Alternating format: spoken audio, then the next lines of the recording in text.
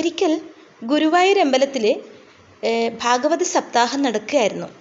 ഒരുപാട് കേമന്മാരൊക്കെ ഇതിനെക്കുറിച്ച് ഒരുപാട് അറിവുകളുള്ള വിദ്വാൻമാരൊക്കെ അതിൽ പങ്കെടുത്തിട്ടുണ്ടായിരുന്നു. എന്നാൽ ഭഗവാന്റെ ലീലകളൊക്കെ വർണ്ണിക്കാനുള്ള അവസരം കിട്ടിയത് പൂന്താനം തിരുമേനിക്കായിരുന്നു. അതുകൊണ്ട് തന്നെ മറ്റ് വിദ്വാൻമാർക്കൊക്കെ അദ്ദേഹത്തോടൊരു നീരസം ഉണ്ടായിരുന്നു.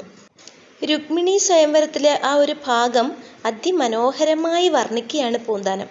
രുക്മിണി ഒരു ബ്രാഹ്മണൻ്റെ കയ്യിൽ ഭഗവാൻ കൃഷ്ണന് ഒരു എഴുത്ത് അയച്ചിട്ടുണ്ട് എന്നൊക്കെയുള്ള ആ ഒരു ഭാഗം അതിമനോഹരമായി മറ്റുള്ളവരിലേക്ക് എത്തിക്കാൻ ശ്രമിക്കുകയാണ് പൂന്താനം തിരുമേനി. ആ ഒരു സമയത്ത് അതിലൊരാൾക്ക്, കേട്ടുകൊണ്ടിരിക്കുന്ന ഒരു വിദ്വാന് തോന്നി പൂന്താനത്തിനെ ഒന്ന് പരിഹസിക്കണമെന്ന് തോന്നി. അങ്ങനെ അയാൾ ചോദിക്കുകയാണ്, എഴുത്തു കൊടുത്തു വിട്ടു എന്ന് പറഞ്ഞില്ലേ, അത് ഏത് ശ്ലോകത്തിലാണ് പൂന്താനം എന്ന് ചോദിച്ചു. ആ ഒരു ചോദ്യം കേട്ടപ്പോൾ പൂന്താനത്തിനാകെ വല്ലാത്തൊരവസ്ഥയിലായി. കാരണം അങ്ങനെ ഒരു ഭാഗം ഭാഗവതത്തിലില്ല. ആ ഒരു സമയത്ത് ഭഗവാൻ തോന്നിപ്പിക്കുന്ന കാര്യങ്ങൾ പൂന്താനം ഇങ്ങനെ വർണ്ണിക്കുകയാണ് ചെയ്യുന്നത്. അപ്പോൾ അത് ഏത് ശ്ലോകത്തിലാണെന്ന് ഇപ്പം എങ്ങനെയാ പറയുക? പൂന്താനം ആകെ ഒരു വിഷമത്തിലായി.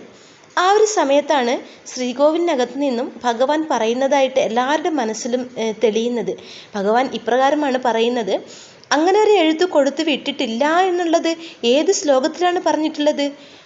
ആ ഒരു അശരീരി പോലെ എല്ലാവർക്കും കേട്ടതായിട്ട് തോന്നി. അതുപോലെ വേറൊരു സംഭവം കൂടി നടന്നിട്ടുണ്ട്. ഒരിക്കൽ ഗുരുവായൂർ അമ്പലത്തിൽ വെച്ച് പൂന്താനം തിരുമേനി വിഷ്ണു സഹസ്രനാമം വായിക്കുകയാണ്.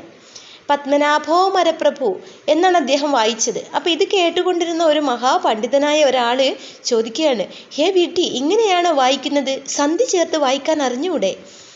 പത്മനാഭോ അമരപ്രഭു, ഈ രീതിയിലാണ് വായിക്കേണ്ടത് എന്ന് പറഞ്ഞ് പൂന്താനത്തിന് ഇങ്ങനെ പരിഹസിക്കുകയാണ്. പെട്ടെന്നാണ് ശ്രീകോവിലിൽ നിന്ന് അദ്ദേഹത്തിന് ഒരു അശരീരി പോലെ കേട്ടത്.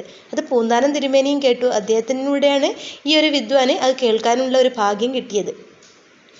ഭഗവാൻ പറയുകയാണ്, ഹേ, എന്താ ഇത്? ഞാൻ തന്നെയാണ് അമരപ്രഭു, ഞാൻ തന്നെയാണ് മരപ്രഭു. ഇത് കേട്ട ഉടനെ ആ ഒരു പണ്ഡിതന് ആകെ ഒരു നാണം കൊണ്ട് തല താഴ്ത്തി. തൻ്റെ പ്രിയപ്പെട്ട ഭക്തനെ വിദ്വാനാക്കാൻ വേണ്ടി ഒരുപാട് വിദ്വാൻമാരെ ഇതുപോലെ അബദ്ധക്കാരനാക്കിയിട്ടുണ്ട് ഭഗവാൻ.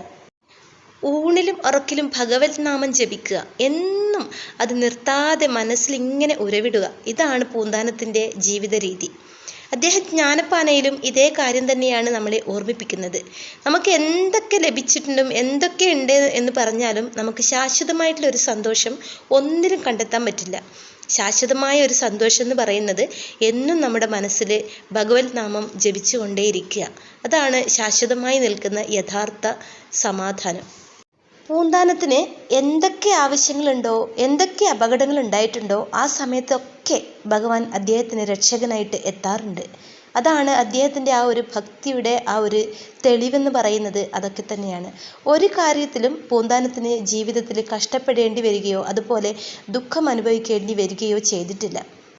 എല്ലാ ഏകാദശിയും ഗുരുവായൂരിൽ പോയി കുളിച്ച് തൊഴുതാണ് പൂന്താനം തിരുമേനി എടുക്കാറുള്ളത്.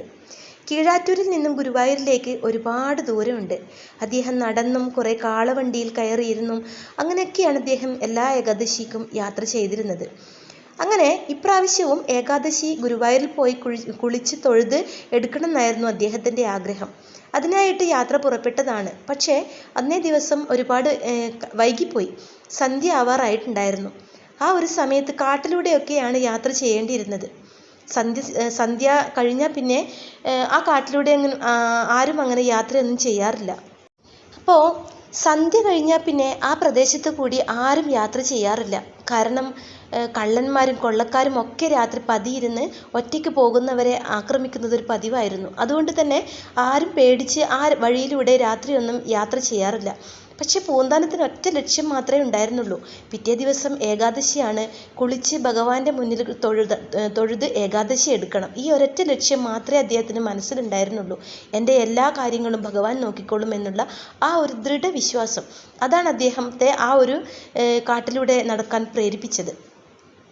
അപ്പോൾ അദ്ദേഹത്തിൻ്റെ കയ്യിൽ എപ്പോഴും ഭാഗവതം ഉണ്ടായിരുന്നു. ഭാഗവതം എങ്ങനെയാണ് അദ്ദേഹം സൂക്ഷിക്കുക എന്ന് വെച്ചാൽ, തൻ്റെ കയ്യിലുള്ള ഏറ്റവും വിലപിടിപ്പുള്ള വസ്തു ഭാഗവതമാണ് എന്നുള്ള ഒരു ചിന്തയിലായിരുന്നു അദ്ദേഹത്തിൻ്റെ എപ്പോഴുമുള്ള യാത്ര. അത് അങ്ങനെ തന്നെ ആയിരിക്കുകയും ചെയ്യണമല്ലോ. ഭാഗവതം എന്ന് പറയുന്നത് സ്വയം ഭഗവാൻ തന്നെയല്ലേ. അപ്പോൾ പിന്നെ നമ്മൾ അതിൻ്റെ ആ ഒരു രീതിയിൽ തന്നെ ആയിരിക്കണം അതിനെ കാണുന്നത്. അതുപോലെ തന്നെയാണ് പൂന്താനം തിരുമേനിയും. ഭാഗവതം ഒരു ചുവന്ന പട്ടിലൊക്കെ പൊതിഞ്ഞ് അത് തൻ്റെ നെഞ്ചോട് ചേർത്ത് വെച്ചാണ് എന്നും പൂന്താനം തിരുമേനി നടക്കാറുള്ളത്. ഇപ്രാവശ്യവും അങ്ങനെ തന്നെയാണ്. ഭാഗവതം തൻ്റെ കയ്യിൽ തന്നെയുണ്ട്.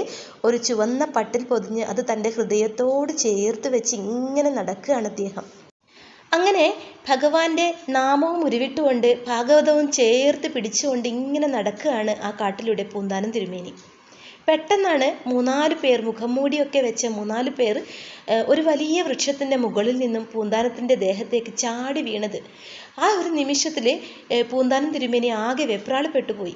അദ്ദേഹം ഉറക്കെ കരയാണ്, എൻ്റെ കൃഷ്ണ, എൻ്റെ കൃഷ്ണ, എൻ്റെ രക്ഷയ്ക്കെത്തില്ലേ എൻ്റെ കൃഷ്ണ എന്ന് പറഞ്ഞുകൊണ്ട് അദ്ദേഹം ഉറക്കെ കരയുകയാണ്. ആ ഒരു സമയവും ആ ഒരു വെപ്രാളത്തിനിടയിലും ഭാഗവതം അദ്ദേഹം നെഞ്ചോട് ചേർത്ത് പിടിക്കുകയായിരുന്നു. അവരുടെ കയ്യിൽ കത്തിയും കഠാരയും ഒക്കെ ഉണ്ടായിരുന്നു. ഇതൊക്കെ കണ്ട് പൂന്താനം ആകെ പേടിച്ച് വിറച്ചുപോയി. അവർ പറയുകയാണ്, തൻ്റെ കയ്യിൽ വിലപിടിപ്പുള്ള സാധനങ്ങൾ എന്തെങ്കിലും ഉണ്ടെങ്കിൽ പെട്ടെന്ന് തന്നെ ഞങ്ങൾക്ക് തരിക എന്ന് പറഞ്ഞ് അവരിങ്ങനെ ആക്രോശിക്കുകയാണ്. ആ ഒരു സമയം പൂന്താനം പറയുകയാണ് അവരോട്, എന്നെ വെറുതെ വിട്ടേക്കൂ, എൻ്റെ കയ്യിലൊന്നുമില്ല, ഞാനൊരു സാധു ബ്രാഹ്മണനാണ്, ഞാൻ ഏകാദശി കുളിച്ച് തൊഴാൻ വേണ്ടി ഗുരുവായൂരേക്ക് പോവുകയാണ്, എൻ്റെ യാത്ര മുടക്കരുത്, എന്നെ വെറുതെ വിട്ടേക്കണം എന്ന് കരഞ്ഞ് യാചിച്ച് പറയുകയാണ് പൂന്താനം തിരുമേനി. പക്ഷേ പൂന്താനത്തിൻ്റെ വാക്കുകളൊന്നും കേൾക്കാൻ അവരാരും കൂട്ടാക്കിയില്ല. അവർ ശ്രദ്ധിച്ചത് പൂന്താനത്തിൻ്റെ കയ്യിലെ ആ ഒരു ചുവന്ന പട്ടിൽ പൊതിഞ്ഞ ഒരു സാധനമാണ് അവരുടെ കണ്ണിൽപ്പെട്ടത്. അവർ വിചാരിച്ചു അതെന്തോ ആഭരണ പെട്ടിയാണ്, ഈ വൃദ്ധൻ കള്ളം പറയുകയാണ്, അത് വിലപിടിപ്പുള്ള എന്തോ ഒരു സാധനമാണ് അതിനുള്ളിലുള്ളതെന്ന് കള്ളന്മാരൊക്കെ ധരിച്ചു.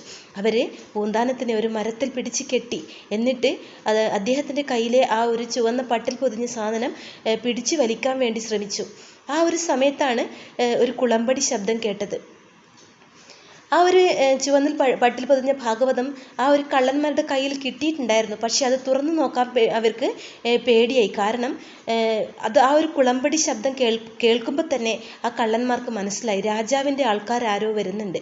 അതിനുള്ള ഒരു സൂചനയാണ് ആ കേട്ടതെന്ന് അവർക്ക് മനസ്സിലായി. അവരുടനെ വലിച്ചെറിഞ്ഞ് ഓടി. ആ ഒരു തക്കത്തിന് പൂന്താനം തൻ്റെ കെട്ടുകളൊക്കെ എങ്ങനെയൊക്കെയോ അഴിച്ചെടുത്തു. എന്നിട്ട് ഓടിപ്പോയി ആ ഭാഗവതം നെഞ്ചോട് ചേർത്ത് വെച്ച് നിൽക്കുകയാണ്, പേടിച്ചരണ്ടിങ്ങനെ നിൽക്കുകയാണ്. അങ്ങനെ ആ കുളമ്പടി ശബ്ദം ഇങ്ങനെ അടുത്തെത്തുന്നതായിട്ട് പൂന്താനത്തിന് തോന്നി. പെട്ടെന്ന് തന്നെ അദ്ദേഹത്തിൻ്റെ മുമ്പിൽ ആ ഒരു കുതിരയുടെ ആ ഒരു ശബ്ദം നിലച്ചു. അത് മാങ്ങാട്ടച്ചനായിരുന്നു. സാമൂതിരിയുടെ പടത്തലവനായിരുന്ന മാങ്ങാട്ടച്ചനായിരുന്നു ആ വന്നത്. അദ്ദേഹം പൂന്താനത്തിനോട് ചോദിക്കുകയാണ്, എന്താ ഇത്? ഈ ഒരു സമയത്ത് ഇതിലൂടെ ആൾക്കാരും പോകാറില്ല എന്ന് അറിഞ്ഞുകൂടെ? ഈ ഒരു സന്ധ്യാസമയത്ത് ഇവിടെ എന്തൊക്കെയോ പ്രശ്നങ്ങളുള്ളത് കാര്യം എല്ലാവരും അറിയുന്നതാണല്ലോ, എന്താ താങ്കൾ ഇതൊന്നും അറിഞ്ഞിട്ടില്ലേ? ഈ ഒരു സമയത്ത് എന്തിനാണ് താങ്കൾ എവിടേക്കാണ് ഇങ്ങനെ പോകുന്നത് എന്ന് ചോദിച്ചപ്പോൾ പൂന്താനം പറയുകയാണ്, നാളെ ഏകാദശിയാണ്, എല്ലാ ഏകാദശിയും ഞാൻ ഗുരുവായൂർ പോയിട്ടാണ് എടുക്കാറുള്ളത്. ഇത്തവണ വീട്ടിൽ നിന്ന് ഇറങ്ങാൻ കുറച്ച് വൈകിപ്പോയി. ഈ ഒരു സമയമാകുമ്പോഴേക്കും നേരം ഇരട്ടിപ്പോയി. എന്നോട് പൊറുക്കണം, ഞാൻ അറിയില്ലായിരുന്നു ഇങ്ങനെ ഒരു പ്രശ്നം ഇവിടെ ഉള്ളതായിട്ട് ഞാൻ അറിയില്ലായിരുന്നു, എന്നോട് ക്ഷമിക്കണം എന്ന് കരഞ്ഞ് പറയുകയാണ് പൂന്താനം തിരുമേനി. പൂന്താനം പറയുകയാണ്, ഈ ഒരു സമയത്ത് തന്നെ ഭഗവാൻ പറഞ്ഞു വിട്ടതുപോലെ നിങ്ങൾ എൻ്റെ മുമ്പിൽ എത്തി എൻ്റെ ജീവൻ രക്ഷിച്ചു. ഒരുപാട് നന്ദിയുണ്ട്. നിങ്ങൾ വന്നില്ലായിരുന്നെങ്കിൽ എൻ്റെ ജീവൻ ഇപ്പോൾ അപകടത്തിൽ പെടുമായിരുന്നു.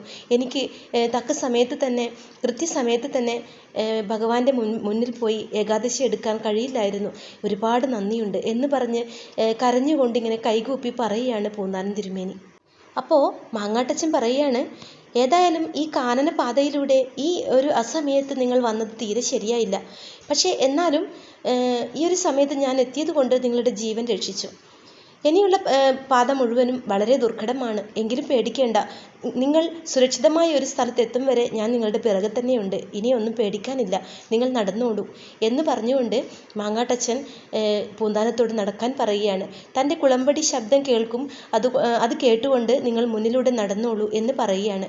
പൂന്താനം ഭഗവാന്റെ നാമം ഉരുവിട്ടുകൊണ്ട് ഇങ്ങനെ നടന്നു പോവുകയാണ്. അവസാനം ഒരു സുരക്ഷിതമായ ഒരു സ്ഥലത്തെത്തിയപ്പോൾ മാങ്ങാട്ടച്ചൻ പറയാണ്, ഇനി എൻ്റെ ആവശ്യമില്ല, ഇനി നിങ്ങൾക്ക് പോകാം, ഇനി യാതൊരു കാരണത്താലും പേടിക്കേണ്ട ആവശ്യമില്ല, നിങ്ങൾക്ക് സന്തോഷത്തോടു കൂടി നിങ്ങളുടെ യാത്ര തുടരാം. അത് കേട്ടപ്പോൾ പൂന്താനത്തിന് വളരെ സന്തോഷമായി. അദ്ദേഹം പറയാണ്, എൻ്റെ ജീവൻ രക്ഷിച്ച ആളല്ലേ തങ്ങൾ, അതുകൊണ്ട് എൻ്റെ ഈ ഒരു ചെറിയൊരു സമ്മാനം നിങ്ങൾ എന്തായാലും വാങ്ങണം. അപ്പോൾ മാങ്ങാട്ടച്ചൻ പറയാണ്, സമ്മാനമൊന്നും വേണ്ട, പ്രജകളെ രക്ഷിക്കുക എന്നുള്ളത് ഞങ്ങളുടെ ജോലിയാണ്, അതുകൊണ്ട് ഇതിൻ്റെ ആവശ്യമൊന്നുമില്ല എന്ന് പറയുകയാണ് മാങ്ങാട്ടച്ചൻ. പക്ഷേ പൂന്താനം ഒരു തരത്തിലും വിട്ടുകൊടുത്തില്ല. പൂന്താനം പറയാണ്, എന്തായാലും നിങ്ങളിത് സ്വീകരിച്ചേ മതിയാവൂ, എൻ്റെ ഒരു സന്തോഷത്തിന് തരുന്നതാണ്, എന്തായാലും നിങ്ങളിത് ദയവായി സ്വീകരിക്കണം എന്ന് പറഞ്ഞപ്പോൾ പൂന്താനം ഒരുപാട് നിർബന്ധിച്ചപ്പോൾ മാങ്ങാട്ടച്ചൻ ആ ഒരു മോതിരം വാങ്ങി കയ്യിൽ ധരിക്കുകയാണ്. അങ്ങനെ മാങ്ങാട്ടച്ചൻ തിരികെ പോയി പൂന്താനം നേരെ ഗുരുവായൂർ അമ്പലത്തിലേക്ക് പോവുകയാണ്. ഇതേ സമയം ഗുരുവായൂർ അമ്പലത്തിലെ മേൽശാന്തി ഉറങ്ങുകയാണ്. അദ്ദേഹത്തിന് ഒരു സ്വപ്ന ദർശനം പോലെ ഒരു സംഭവം കേട്ടു. എന്താണെന്ന് വെച്ചാൽ ഭഗവാൻ പറയുകയാണ്, തൻ്റെ കയ്യിലൊരു മോതിരം ഉണ്ടാകും, അത് അടുത്ത ദിവസം പൂന്താനം തിരുമേനി ഇവിടേക്ക് വരും, അപ്പോൾ അദ്ദേഹത്തിനെ അത് ഏൽപ്പിക്കണം എന്ന് ഇങ്ങനെ ഭഗവാൻ പറഞ്ഞതുപോലെ അദ്ദേഹത്തിന് ഒരു അശരീരി പോലെ കേട്ടു. അപ്പോൾ പെട്ടെന്ന് തന്നെ പൂജാരി എഴുന്നേറ്റ് എന്തോ ഒരു മോതിരത്തിൻ്റെ കാര്യം പറഞ്ഞല്ലോ, എന്തായിരിക്കും അത് എന്നിങ്ങനെ ആലോചിച്ചുകൊണ്ടിരിക്കുകയാണ്.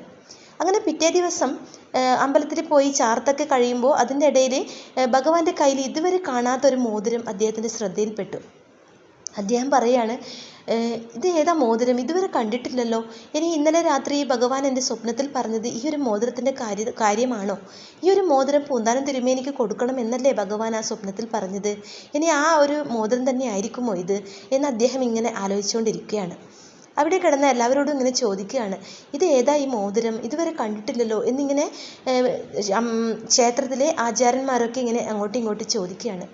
ആ ഒരു സമയത്താണ് പൂന്താനം തിരുമേനിയുടെ വരവ്.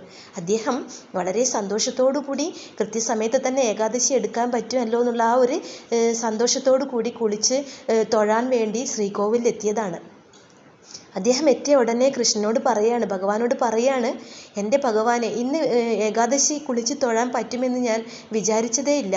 ഇന്നലെ രാത്രി എന്തൊക്കെയോ അപകട സംഭവങ്ങൾ ഉണ്ടായിട്ടുണ്ട്. ഇങ്ങനെ തൻ്റെ മുമ്പിൽ വന്ന് നിൽക്കാൻ കഴിയുമെന്ന് ഞാൻ സ്വപ്നത്തിൽ പോലും വിചാരിച്ചതല്ല. ഏതായാലും കൃത്യസമയത്ത് തന്നെ അങ്ങ് എന്നെ രക്ഷിച്ചല്ലോ എന്ന് സന്തോഷത്തോടു കൂടി പൂന്താനം തിരുമേനി പറയുകയാണ്. പൂന്താനം തിരുമേനി മറ്റുള്ളവരെ ഒന്നും ശ്രദ്ധിക്കുന്നതേ ഇല്ല. ഇന്നലെ രാത്രി നടന്ന സംഭവങ്ങളൊക്കെ ഭഗവാനോട് ഇങ്ങനെ പറയുകയാണ് പൂന്താനം തിരുമേനി. അതിൽ മാത്രം ലയിച്ചുകൊണ്ട് ഇങ്ങനെ ഓരോ സംഭവങ്ങളായിട്ട് ഇങ്ങനെ പറയുകയാണ്. ഇത് കേട്ടുകൊണ്ട് വന്ന പൂജാരി ചോദിക്കുകയാണ്, പൂന്താനം തിരുമേനി, ഈ മോതിരം നിങ്ങളുടേതാണോ? ഇന്ന് രാവിലെ ചാർത്തൊക്കെ കഴിയുമ്പോൾ ഞാൻ ഭഗവാന്റെ കയ്യിലേക്ക് നോക്കിയപ്പോൾ ഇതുവരെ കാണാത്ത ഈ ഒരു മോതിരം ഭഗവാന്റെ കയ്യിൽ കണ്ടു. അത് മാത്രമല്ല, ഇന്നലെ രാത്രി എനിക്കൊരു സ്വപ്ന ദർശനം കൂടി തന്നു ഭഗവാൻ. ഭഗവാൻ പറയാണ്, ഈ ഒരു മോതിരം പൂന്താനം തിരുമേനിയുടേതാണ്, ഇത് അദ്ദേഹത്തിന് കൊടുക്കണമെന്ന് പറയുന്നതായിട്ട് എനിക്കൊരു അശരീരി കേട്ടു. അതുകൊണ്ട് ചോദിക്കുന്നതാണ്, ഈ മോതിരം നിങ്ങളുടേതാണോ എന്ന് ചോദിച്ചപ്പോൾ പൂന്താനം ആ മോതിരത്തിലേക്കൊന്ന് നോക്കി. എന്നിട്ട് പറയാണ്, ശരിയാണല്ലോ, ഈ മോതിരം ഞാൻ ഇന്നലെ രാത്രി മാങ്ങാട്ടച്ചന് കൊടുത്തതാണല്ലോ, ഇതെങ്ങനെ നിങ്ങളുടെ കയ്യിൽ വന്നു എന്ന് ചോദിക്കുമ്പോൾ അവിടെ നിന്നവരൊക്കെ അത്ഭുതപ്പെട്ടു പോയി. പൂജാരി പറയാണ്, ഇത് നിങ്ങളുടെ മോതിരമാണോ? പിന്നെ എങ്ങനെയാണ് മാങ്ങാട്ടച്ചന് കൊടുത്തെന്നോ? എന്താ ഈ പറയണേ പൂന്താനം? ഇത് ഭഗവാന്റെ കയ്യിലുണ്ടായ മോതിരമാണ്, പിന്നെ എങ്ങനെ നിങ്ങൾ ഇത് മാങ്ങാട്ടച്ചന് കൊടുക്കും? പൂജാരിക്കും അവിടെ നിന്നവർക്കൊന്നും ഒരു കാര്യവും മനസ്സിലായിട്ടില്ല. ഇത്രയും കേട്ടപ്പോൾ തന്നെ പൂന്താനത്തിൻ്റെ കാര്യങ്ങളൊക്കെ ഏകദേശം പിടികിട്ടി. പക്ഷേ അവിടെ കൂടി നിന്ന് ആർക്കും ഒന്നും മനസ്സിലായില്ല. എന്നാലും പൂന്താനം തിരുമേനിക്ക് എല്ലാം മനസ്സിലായി. അദ്ദേഹം ഉടനെ ഭഗവാന്റെ നേരെ നോക്കിയിട്ട് സാഷ്ടാംഗം വീഴുകയാണ്.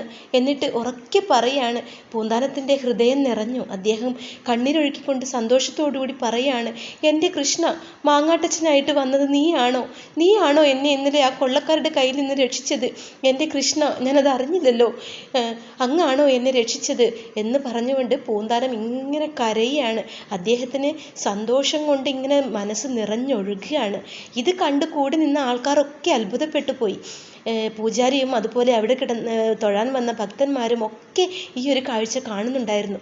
അവരൊക്കെ എന്താ പറയണ്ടേ, എന്താ ചെയ്യുക, എന്താ ഇത്, മാങ്ങാട്ടച്ചനായിട്ട് വന്ന് പൂന്താനത്തിനെ രക്ഷിക്കുകയോ, എന്താ ഒന്നും മനസ്സിലാവുന്നില്ലല്ലോ എന്നൊക്കെ അങ്ങോട്ടും ഇങ്ങോട്ടും പറഞ്ഞുകൊണ്ട് ഇങ്ങനെ അതിശയപ്പെട്ട് നിൽക്കുകയാണ്. അവസാനം പൂന്താനം തിരുമേനി അവിടെ കിടന്ന എല്ലാവരോടും പറയാണ്, ഇന്നലെ രാത്രി നടന്ന സംഭവങ്ങളൊക്കെ എല്ലാവരോടും പറയാണ്. അത് കേട്ടപ്പോൾ എല്ലാവരും ഇങ്ങനെ അന്താളിച്ച് നിൽക്കുകയാണ്. മാത്രമല്ല പൂജാരിക്കും അനുഭവം ഉണ്ടായിരിക്കുന്നല്ലോ, ഈ ഒരു കാര്യത്തെക്കുറിച്ച് പൂജാരിക്കും അനുഭവം ഉണ്ടായിരിക്കുന്നു. ആ മോതിരം പൂന്താനത്തിന് കൊടുക്കണമെന്ന് ഭഗവാൻ കൃഷ്ണൻ പൂജാരിയോട് പറഞ്ഞതായിട്ട് അദ്ദേഹത്തിന് ഒരു അശരീരി വന്നല്ലോ. അതുകൊണ്ട് തന്നെ പൂന്താനം പറയുന്നത് സത്യമാണെന്ന് എല്ലാവർക്കും ബോധ്യമായി. അതിൽ പിന്നെ പൂന്താനം തിരുമേനിക്ക് ഗുരുവായൂർ അമ്പലത്തിൽ ഒരു പ്രത്യേക സ്ഥാനം തന്നെ കൊടുക്കുകയാണ്. എല്ലായിടത്തും അദ്ദേഹത്തിന് ഒരു വലിയ പരിഗണന എല്ലാവരും നൽകിയിരുന്നു. അങ്ങനെ ദിവസങ്ങൾ കടന്നുപോയി. പൂന്താനം തിരുമേനിക്ക് പ്രായമായി, വയസ്സായി. എങ്കിലും അദ്ദേഹം ഗുരുവായൂർ അമ്പലത്തിലേക്ക് പോകുന്ന യാത്ര മുടക്കിയില്ല. എങ്ങനെയെങ്കിലും നടന്നിട്ടാണെങ്കിലും ദിവസങ്ങൾ എടുത്തിട്ടാണെങ്കിലും ഗുരുവായൂർ അമ്പലത്തിലേക്ക് പോകുന്ന ആ ഒരു പതിവ് അദ്ദേഹം മുടക്കിയിട്ടുണ്ടായിരുന്നില്ല. നമസ്കാര ഭക്ഷണത്തിനൊക്കെ ഗുരുവായൂരിൽ വലിയൊരു സ്ഥാനമാണ് പൂന്താനത്തിന് കൊടുത്തിരുന്നത്. ക്ഷേത്രത്തിലെ ജീവനക്കാരും പല വിദ്വാൻമാരും ഒക്കെ ചേർന്ന് തീരുമാനിച്ചാണ് പൂന്താനത്തിന് അങ്ങനെ ഒരു സ്ഥാനം നേടിക്കൊടുത്തത്. പൂന്താനം അത് ആസ്വദിക്കുകയുണ്ടായിരുന്നു. അങ്ങനെ ഒരിക്കൽ വളരെ വിദൂര ദേശത്തു നിന്നും ഒരു പണ്ഡിത ശ്രേഷ്ഠൻ ആ ക്ഷേത്രത്തിലെത്തുകയാണ്. എല്ലാ കാര്യത്തിലും അറിവുള്ള ഒരു വേദാന്ത ജ്ഞാനിയായ ഒരു പണ്ഡിത ശ്രേഷ്ഠനായിരുന്നു അദ്ദേഹം.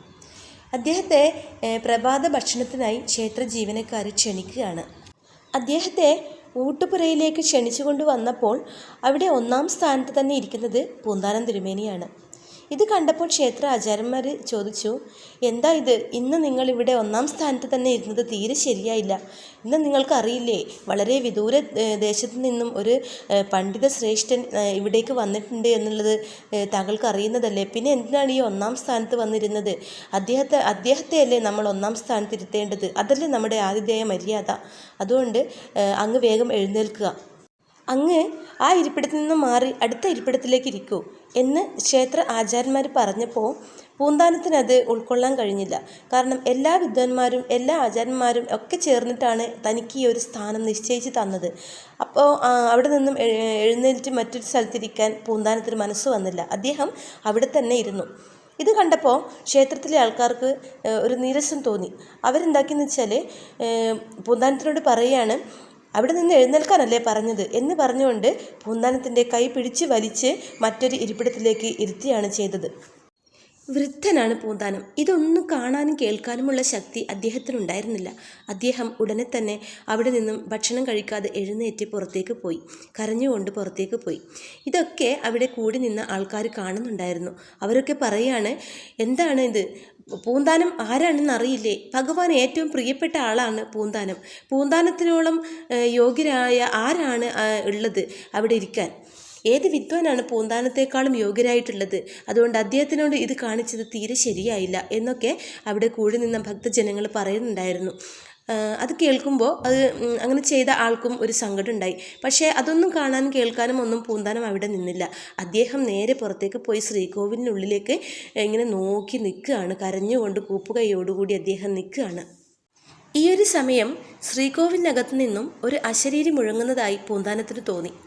ഭഗവാൻ പറയാണ്, ഇതുപോലുള്ള ആളുകളുടെ ഇടയിലേക്ക് ഇനി വരണ്ട പൂന്താനം. അങ്ങേക്ക് പ്രായമായില്ലേ, ഇനി കഷ്ടപ്പെട്ട് ഇവിടേക്ക് ഇങ്ങനെ യാത്ര ചെയ്യേണ്ട. ഞാനും അങ്ങയുടെ കൂടെ വരികയാണ്. എൻ്റെ സാന്നിധ്യം ഇനി നിങ്ങളുടെ പൂന്താനം ഇല്ലത്തുണ്ടാകും എന്ന് പറയുകയാണ് ഭഗവാൻ. അങ്ങനെ പൂന്താനം തിരുമേനി തൻ്റെ ഇല്ലത്തേക്ക് യാത്ര തിരിക്കുകയാണ്. വീട്ടിലെത്തിയിട്ടും പൂന്താനം വീടിനകത്തേക്ക് കയറുന്നില്ല. ആ ഉമ്മറത്ത് തന്നെ ഇരിക്കുകയാണ്. ഭഗവാൻ എൻ്റെ കൂടെ വന്നിട്ടുണ്ട് എന്നറിയാതെ ഞാൻ ജലപാനം പോലും കഴിക്കില്ല എന്നൊക്കെ ആലോചിച്ച് ഇങ്ങനെ വിഷമിച്ചിരിക്കുകയാണ് പൂന്താനം തിരുമേനി. ആ ഒരു സമയത്ത് പൂന്താനത്തിന് വീണ്ടും ഭഗവത് സാന്നിധ്യം ലഭിക്കുകയാണ്. പൂന്താനത്തിൻ്റെ ഇടത് ഭാഗത്ത് ഭഗവാൻ പ്രത്യക്ഷപ്പെടുകയാണ്. അതിഥിഭാവത്തിൽ പൂന്താനം തിരുമേനി ഭഗവാനെ സ്വീകരിക്കുകയാണ്. ഭഗവത് സാന്നിധ്യം ലഭിച്ച ആ ഒരു ഇടതുഭാഗത്ത് ഒരു ചെറിയൊരു ശ്രീകോവിൽ പോലെ ഉണ്ടാക്കിയാണ് പൂന്താനം തിരുമേനി. അത് ഇന്നും ഇടത്തുപുരത്തമ്പലം എന്നുള്ള ഒരു പേരിൽ ഇന്നും അറിയപ്പെടുന്നുണ്ട്. കൊട്ടാരത്തിൽ ശങ്കുണ്ണി പൂന്താനത്തിൻ്റെ ജീവചരിത്രം എഴുതിയിട്ടുണ്ട്. അപ്പോൾ അതിലൊക്കെ പറയുന്നത് എന്താണെന്ന് വെച്ചാൽ ഈ ഒരു സംഭവം നടന്നതിനൊക്കെ ശേഷം പിന്നെ ഗുരുവായൂർ അമ്പലത്തിലേക്ക് പൂന്താനം പോയിട്ടില്ല. തൻ്റെ പൂന്താനം ഇല്ലത്ത് തന്നെ സ്ഥിര താമസമാക്കുകയാണ് ചെയ്യുന്നത്. ഭഗവത് ദർശനം തൻ്റെ ഇല്ലത്ത് തന്നെ ഉണ്ട് എന്ന് മനസ്സിലാക്കിയ പൂന്താനം പിന്നെ ഭഗവാന്റെ ആ ഒരു ചിന്തയുമായി ഏറെ കാലം ദീർഘായുസ്സോടു കൂടി ജീവിക്കുന്നു എന്നൊക്കെയാണ് കൊട്ടാരത്ത് ശങ്കുണ്ണി അദ്ദേഹത്തിൻ്റെ ഒരു ജീവചരിത്രത്തിൽ എഴുതിയിട്ടുള്ളത്. പിന്നീട് പൂന്താനത്തിന് കുട്ടികളുണ്ടാവുകയും സമ്പൽ സമൃദ്ധിയോടുകൂടി ഒരുപാട് കാലം ജീവിച്ചു എന്നൊക്കെയാണ് അതിൽ എഴുതിയിട്ടുള്ളത്. പൂന്താനം ഇല്ലത്തിൻ്റെ ആ ഒരു പുരാതനമായ കഥകളെക്കുറിച്ച് അവിടെ ഉണ്ടായിരുന്ന ജനങ്ങൾ പറയുന്നത് എന്താണെന്ന് വെച്ചാൽ, പൂന്താനത്തിൻ്റെ അവസാന കാലഘട്ടത്തിൽ ഭഗവാൻ നേരിട്ട് വൈകുണ്ഠത്തിൽ നിന്ന് നേരിട്ട് വന്ന് പൂന്താനത്തിനെ കൂട്ടിക്കൊണ്ടു പോയി എന്നൊക്കെയാണ് അവിടെയുള്ള വിശ്വസിച്ചിരുന്ന ആ ഒരു ജനങ്ങളൊക്കെ പറഞ്ഞിരുന്നത്. പൂന്താനത്തിൻ്റെ സന്താന ഗോപാലത്തിൽ അതിമനോഹരമായി വൈകുണ്ഠത്തെക്കുറിച്ച് വർണ്ണിക്കുന്നുണ്ട്. ആ ഒരു വർണ്ണനയുടെ ആ ഒരു സമയത്ത് പോലും ഭഗവത് ദർശനം പൂന്താനത്തിന് ലഭിക്കുകയുണ്ടായി. അതെങ്ങനെയാണെന്ന് വെച്ചാൽ, ആ ഒരു സന്താന ഗോപാലം രചിക്കുന്ന സമയത്ത് വൈകുണ്ഠത്തെക്കുറിച്ച് എങ്ങനെയാണ് രചിക്കുക, എങ്ങനെയാണ് വർണ്ണിക്കുക എന്നിങ്ങനെ ആലോചിച്ചുകൊണ്ടിരിക്കുന്ന സമയത്ത് ഭഗവാൻ കൃഷ്ണൻ മനസ്സിൽ തോന്നിപ്പിക്കുകയാണ്, സ്വപ്ന ദർശനം ലഭിക്കുകയാണ്. വൈകുണ്ഠത്തെക്കുറിച്ചുള്ള ആ ഒരു വർണ്ണന അദ്ദേഹം പറഞ്ഞു കൊടുക്കുകയാണ് പൂന്താനത്തിന്. ആ ഒരു ഇതനുസരിച്ചിട്ടാണ് അദ്ദേഹം വൈകുണ്ഠത്തെക്കുറിച്ച് സന്താന ഗോപാലത്തിൽ വർണ്ണിക്കുന്നത്. അങ്ങനെ പൂന്താനത്തിൻ്റെ അവസാന നാളുകളിൽ വീണ്ടും ഒരു സ്വപ്ന ദർശനം ലഭിക്കുകയാണ്. അന്ന് അദ്ദേഹത്തിൻ്റെ പിറന്നാൾ ദിവസമായിരുന്നു. ഭഗവാൻ സ്വപ്നത്തിൽ പറയുകയാണ്, ഒരുങ്ങിയിരുന്നോളൂ, ഞാൻ വരുന്നുണ്ട്, അങ്ങയെ കൂട്ടിക്കൊണ്ടു പോകാൻ വൈകുണ്ഠത്തിൽ നിന്ന് ഞാൻ വരുന്നുണ്ട് എന്നൊരു സ്വപ്ന ദർശനം പൂന്താനത്തിന് കിട്ടുകയാണ്. ഇത് കേട്ട ഉടനെ പൂന്താനം ചാടി എഴുന്നേൽക്കുകയാണ്. എന്നിട്ട് ഭാര്യയോട് പറയാണ്, ഭഗവാൻ വരുന്നുണ്ട്, എന്നെ കൂട്ടിക്കൊണ്ടു പോകാൻ ഭഗവാൻ വരുന്നുണ്ട്, വൈകുണ്ഠത്തിൽ നിന്നും എന്നെ കൂട്ടിക്കൊണ്ടു പോകാൻ വരുന്നുണ്ട് എന്ന് പറയുന്നത് കേട്ടപ്പോൾ ഭാര്യയ്ക്ക് തോന്നി, ഭക്തിയുടെ ആ ഒരു മൂർധന്യാവസ്ഥയിൽ പൂന്താനത്തിന് ചിത്തഭ്രമം ബാധിച്ചിട്ടുണ്ടോ, എന്നും ഭഗവത് ദർശനത്തിനെക്കുറിച്ചും അതുപോലെ ഭഗവാന്റെ നാമം ഉരുവിട്ടുകൊണ്ടും ഭഗവാനെക്കുറിച്ചല്ലാതെ മറ്റൊരു ചിന്തയും പൂന്താനത്തിൻ്റെ ജീവിതത്തിൽ ഉണ്ടായിരുന്നില്ല. അപ്പോൾ അതൊക്കെ കണ്ടുകൊണ്ടുള്ള ആ ഒരു ഭാര്യ മനസ്സിലാക്കുകയാണ്, പൂന്താനത്തിന് ചിത്തഭ്രമം സംഭവിച്ചോ എന്ന് പോലും അദ്ദേഹത്തിൻ്റെ പത്നി ചിന്തിച്ചു പോയി. പക്ഷേ പൂന്താനം പറയുന്നത് ശരിക്കും ഭഗവത് ദർശനം കിട്ടിയ ആ ഒരു കാര്യമാണ് പൂന്താനം പറയുന്നത്. പക്ഷെ അദ്ദേഹത്തിന് മനസ്സിലാക്കാൻ ഭാര്യയ്ക്ക് കഴിഞ്ഞില്ല. കാരണം ഭാര്യയ്ക്ക് അത്രയൊരു ഭക്തി ഭാര്യയ്ക്ക് വന്നിട്ടില്ല. പക്ഷേ അവിടെ ഉണ്ടായിരുന്ന ദാസിക്ക് പൂന്താനത്തിനെ മനസ്സിലാക്കാൻ കഴിഞ്ഞു. അങ്ങനെ പിറന്നാൾ ദിവസത്തോടനുബന്ധിച്ച് ഇല്ലത്ത് ഒരുപാട് ആൾക്കാരെ ക്ഷണിച്ചിട്ടുണ്ടായിരുന്നു. അപ്പോൾ അവരൊക്കെ എത്തിച്ചേർന്നിട്ടുണ്ട്. അപ്പോൾ പൂന്താനത്തിനാണെങ്കിൽ വളരെ എന്താ പറയുക, ഇതുവരെ ഇല്ലാത്തൊരു സന്തോഷം മുഖത്ത് കാണുന്നുണ്ട്. എല്ലാവരോടുമായിട്ട് പറയാണ്, ഭഗവാൻ എന്നെ കൂട്ടിക്കൊണ്ടു പോകാൻ ഇന്ന് വരുന്നുണ്ട്, വൈകുണ്ഠത്തിൽ നിന്നും എന്നെ കൂട്ടിക്കൊണ്ടു പോകാൻ വരുന്നുണ്ട് ഭഗവാൻ. അപ്പോൾ ഞാൻ ഇന്ന് പോവുകയാണ്, എൻ്റെ കൂടെ വരാൻ താല്പര്യമുള്ളവരൊക്കെ വരാം, അവരെയൊക്കെ ഭഗവാൻ കൂട്ടിക്കൊണ്ടു പോകും എന്നൊക്കെ ഇങ്ങനെ പറഞ്ഞുകൊണ്ടിരിക്കുന്ന സമയത്ത് കേൾക്കുന്നവർക്ക് അതൊരു സഹതാപമായിട്ടാണ് തോന്നിയത്. കാരണം ഭക്തിയുടെ ആ ഒരു ഇതിൽ പൂന്താനത്തിന് ചിത്തഭ്രമം ബാധിച്ചു എന്ന് തന്നെയാണ് അവിടെ കൂടിയിരുന്ന ആൾക്കാരൊക്കെ വിശ്വസിച്ചിരുന്നത്. പൂന്താനത്തിൻ്റെ ഭാര്യ പറയാണ്, എന്താ പറയുക, കുറച്ച് ദിവസമായിട്ട് ഇതാണ് അവസ്ഥ, എന്തോ കാര്യമായിട്ട് സംഭവിച്ചിട്ടുണ്ട് പൂന്താനത്തിന് എന്നൊക്കെ ഭാര്യ അവരോട് പറയാണ്. പക്ഷേ പൂന്താനത്തിൻ്റെ ഈ ഒരു മാറ്റം ദാസിക്ക് ശരിക്കും മനസ്സിലായിട്ടുണ്ട്. ദാസി ഉറച്ച് വിശ്വസിക്കുകയാണ്, ഇന്ന് ഭഗവാൻ പൂന്താനത്തിനെ കൂട്ടിക്കൊണ്ടു പോകാൻ വരും എന്ന് ദാസിക്ക് ശരിക്കും മനസ്സിലായിട്ടുണ്ട്. അതാണ് ആ ഭക്തിയുടെ ഒരു ശക്തി എന്ന് പറയുന്നത്. പൂന്താനത്തിൻ്റെ ഏറ്റവും അടുത്ത ആളാണ് പൂന്താനത്തിൻ്റെ ഭാര്യ. പക്ഷേ ആ ഭാര്യയ്ക്ക് പൂന്താനത്തിനെ മനസ്സിലാക്കാനോ പൂന്താനത്തിൻ്റെ ഭക്തിയുടെ ആഴം മനസ്സിലാക്കാനോ കഴിഞ്ഞിട്ടില്ല. അതുപോലെ ഭക്തി എന്ന ഒരു ഗുണം ഭാര്യയ്ക്ക് കിട്ടിയിട്ടുമില്ല. ഭഗവാനെ സ്വീകരിക്കാൻ വേണ്ടി ഓരോ കാര്യങ്ങൾ ശരിയാക്കി വെക്കാൻ വേണ്ടി ഭാര്യയോട് പറയുകയാണ് പൂന്താനം. പൂജാമുറി ഒരുക്കാനും പുഷ്പങ്ങൾ പറിച്ചു കൊണ്ടുവരുവാനും നല്ല രുചിയുള്ള ഭക്ഷണം ഭഗവാനെ ഉണ്ടാക്കി വെക്കാനും ഒക്കെ പറഞ്ഞു കൊടുക്കുകയാണ് പൂന്താനം തിരുമേനി. പക്ഷേ ഭാര്യ അതൊക്കെ തിരസ്കരിക്കുകയാണ്. ഭാര്യയ്ക്കറിയാം പൂന്താനം പറയുന്നത് വെറുതെ പറയുന്നതാണ്, എന്തോ ചിത്തഭ്രമം ബാധിച്ച് പറയുകയാണെന്ന് കരുതി ഭാര്യ അതൊക്കെ തിരസ്കരിക്കുകയാണ്. എന്നാൽ ദാസിക്കറിയാം പൂന്താനം വിളിച്ചാൽ ഭഗവാന് വരാതിരിക്കാൻ കഴിയില്ല. അത് ദാസിക്ക് ഉറച്ച വിശ്വാസമുണ്ട്. അതുകൊണ്ട് പൂന്താനത്തിന് വേണ്ട എല്ലാ സഹായങ്ങളും ദാസി ചെയ്തു കൊടുക്കുകയാണ്. പൂജാമുറി ഒരുക്കി കൊടുക്കുകയാണ്, നല്ല രുചിയേറിയ ഭക്ഷണം ഭഗവാന് വേണ്ടി ഉണ്ടാക്കി വെക്കുകയാണ്, പുഷ്പങ്ങൾ പറിച്ചു കൊണ്ടുവരികയാണ്. അങ്ങനെ എല്ലാവിധ സഹായങ്ങളും ദാസി ചെയ്തു കൊടുക്കുകയാണ്. അങ്ങനെ എല്ലാവരും ഭക്ഷണമൊക്കെ കഴിക്കുകയാണ്. പൂന്താനം തിരുമേനിയാണെങ്കിൽ ഭക്ഷണം അവിടെ വിളമ്പി വെച്ചിട്ടുണ്ട്. പക്ഷെ അദ്ദേഹം കഴിക്കുന്നില്ല. അദ്ദേഹം ഇങ്ങനെ വളരെ അസ്വസ്ഥമാണ്. എന്താ ഭഗവാൻ വരാത്തത്? എന്നെ കൂട്ടിക്കൊണ്ട് പോകാൻ വരുന്നു പറഞ്ഞതല്ലേ, പിന്നെ എന്താ വരാത്തത്? ഭഗവാൻ വന്നിട്ടേ ഞാൻ ഭക്ഷണം കഴിക്കുന്നുള്ളൂ, എന്താ വരാത്ത ഭഗവാനെ എന്നൊക്കെ പറഞ്ഞ് ഇങ്ങനെ അങ്ങോട്ടും ഇങ്ങോട്ടും നടക്കുകയാണ്. ഇതൊക്കെ കാണുമ്പോൾ അവിടെ കൂടി നിന്നവർക്ക് മനസ്സിലായി, എന്തൊരു കഷ്ടമായത്, പൂന്താനത്തിന് ഇങ്ങനെ ഒരു വിധി വന്നല്ലോ, അദ്ദേഹത്തിൻ്റെ രോഗം അതിൻ്റെ മൂർധന്യാവസ്ഥയിൽ എത്തിയിരിക്കുന്നല്ലോ എന്നൊക്കെ ഇങ്ങനെ സങ്കടപ്പെടുകയാണ് അവിടെ കൂടി നിന്നവരും അതുപോലെ ഭാര്യയും. പക്ഷേ ദാസി ഇതൊക്കെ കണ്ടിങ്ങനെ സന്തോഷിക്കുകയാണ്. ഭഗവാൻ ഇപ്പം വരും എന്നുള്ള പ്രതീക്ഷയിൽ അവരും കാത്തു നിൽക്കുകയാണ്. പെട്ടെന്ന് പൂന്താനം തിരുമേനി പറയാണ്, അതാ ഗരുഡൻ്റെ ചിറകൊച്ച കേൾക്കുന്നുണ്ട്, അതാ എൻ്റെ ഭഗവാൻ വരുന്നുണ്ട്, എൻ്റെ ഭഗവാൻ എന്നെ കൂട്ടിക്കൊണ്ടു പോകാൻ വരുന്നുണ്ട്, അതാ ആ ചിറകടി ഒച്ചകൾ അടുത്തേക്ക് എത്തിയിരിക്കുന്നു എന്നൊക്കെ പറയുമ്പോൾ ദാസി ഇങ്ങനെ സന്തോഷിക്കുകയാണ്. ഭഗവാൻ ഇപ്പം വരുമല്ലോ എന്നുള്ള സന്തോഷത്തിൽ ഇങ്ങനെ കാത്തിരിക്കുകയാണ്. പെട്ടെന്ന് പൂന്താനം പുറത്തേക്ക് ഓടുകയാണ്. എന്നിട്ട് പറയാണ്, അതാ വരുന്നുണ്ട്, എൻ്റെ ഭഗവാൻ വരുന്നുണ്ട്, എന്നെ കൂട്ടിക്കൊണ്ടു പോകാൻ എൻ്റെ ഭഗവാൻ വരുന്നുണ്ട്, എൻ്റെ കൂടെ വരാൻ താല്പര്യമുള്ള ആൾക്കാർക്ക് എൻ്റെ കൂടെ വരാം, ഞാനിതാ പോകുന്നു, ആ ഗരുഡൻ്റെ ചിറകടി ശബ്ദങ്ങൾ അടുത്തടുത്ത് വന്നിരിക്കുന്നു, ഞാൻ പോവുകയാണ്. ഇത് കേട്ട ഉടനെ ഞാനും വരുന്നു അങ്ങയോടൊപ്പം ഞാനും വരുന്നു എന്ന് പറഞ്ഞ് ദാസിയും പുറത്തേക്ക് ഓടുകയാണ്. എല്ലാവരും ഇങ്ങനെ ആ ഒരു അത്ഭുതത്തോടു കൂടി പുറത്തേക്ക് വന്ന് നോക്കുമ്പോൾ പൂന്താനം തിരുമേനി അവിടെ എങ്ങും കാണാനില്ല. പക്ഷെ ദാസിയാണെങ്കിലോ നിലത്തുള്ള ആ ഒരു മണ്ണിൽ ഇങ്ങനെ വീണ് അതാ പോകുന്നു ഭഗവാൻ, അതാ പൂന്താനത്തിനെ കൊണ്ടുപോകുന്നു, എന്നെയും കൊണ്ടുപോകും ഭഗവാനെ, ഞാനും വരുന്നു എന്ന് പറഞ്ഞ് ഇങ്ങനെ കരയുന്നത് എല്ലാവരും കാണുകയാണ്. പെട്ടെന്ന് തന്നെ ദാസി ആ ഒരു മണ്ണിൽ ഇങ്ങനെ കണ്ണുകൾ അടച്ച് കിടക്കുകയാണ്. ആ ദാസിയെയും ഭഗവാൻ അദ്ദേഹത്തിൻ്റെ ധാമത്തിലേക്ക് കൂട്ടിക്കൊണ്ട് പോവുകയാണ്. ഇതൊക്കെ അവിടെ കൂടി നിന്ന ആൾക്കാരൊക്കെ കാണുകയാണ്. പൂന്താനം തിരുമേനി അവിടെ എങ്ങും കാണാതായപ്പോൾ അവർക്കൊക്കെ മനസ്സിലായി, ഭഗവാൻ അദ്ദേഹത്തെ കൂട്ടിക്കൊണ്ട് പോയതാണ്, അദ്ദേഹത്തിന് ചിത്തഭ്രമം ബാധിച്ചതല്ല, അദ്ദേഹത്തിൻ്റെ ആ ഒരു ഭക്തിയുടെ ശക്തിയാണ് എല്ലാവരും മനസ്സിലാക്കിയത്. എല്ലാവരെയും സാക്ഷി നിർത്തിയാണ് പൂന്താനമില്ലത്ത് ഇങ്ങനെ ഒരു സംഭവം അരങ്ങേറിയത്. അതുകൊണ്ട് തന്നെ ആയിരിക്കാം നൂറ്റാണ്ടുകൾ കഴിഞ്ഞിട്ടും അതേ ഒരു പ്രൗഢിയോടുകൂടി ഇന്നും ആ ഇല്ലം അവിടെ നിലനിൽക്കുന്നത്. പൂന്താനമില്ലം മലപ്പുറം ജില്ലയിലെ കീഴാറ്റൂരിൽ. അപ്പോൾ ഭഗവാന്റെ ഏറ്റവും പ്രധാനപ്പെട്ട ഭക്തനായ പൂന്താനം തിരുമേനിയുടെ കഥ ഇവിടെ പറയാനുള്ള ഒരു മനസ്സ് എനിക്ക് തോന്നിപ്പിച്ചതിന് ഭഗവാനോട് നന്ദി പറയുകയാണ്. അതുപോലെ ഈ ഒരു കഥ മുഴുവനായിട്ടും കേൾക്കാൻ മനസ്സ് കാണിച്ച നിങ്ങൾക്കെല്ലാവർക്കും ഭഗവാന്റെ അനുഗ്രഹം ഉണ്ടാകട്ടെ. അങ്ങനെ ഒരു അനുഗ്രഹം ഉള്ളവർക്ക് മാത്രമേ ക്ഷമയോടുകൂടി ഈ ഒരു കഥ കേൾക്കാനുള്ള മനസ്സ് ഉണ്ടാകൂ. അപ്പോൾ എല്ലാവർക്കും ഇത്രയും സമയം എൻ്റെ കഥ കേട്ടുകൊണ്ടിരുന്ന എല്ലാവർക്കും ഒരിക്കൽ കൂടി നന്ദി പറഞ്ഞുകൊണ്ട് ഞാൻ അവസാനിപ്പിക്കുകയാണ്.